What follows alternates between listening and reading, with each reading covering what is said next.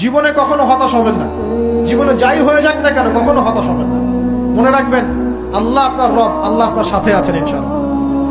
এই সমাজ আপনাকে যেভাবে শেখায়, কিভাবে শেখায়, এই যে স্কুল, কলেজ, ইউনিভার্সিটি, চাকরি, বিয়ে, সন্তান প্রতিপালন, আর তারপর ইন্না লিল্লাহি ওয়া ইন্না ইলাইহি রাজিউন, এই তো শেখায় নাকি? সবসময় মনে রাখবেন যে আল্লাহ রাব্বুল আলামিনের পরিকল্পনাই আপনার উপরে সবচেয়ে বেশি অগ্রাধিকার যোগ্য, সমাজের পরিকল্পনা নয়।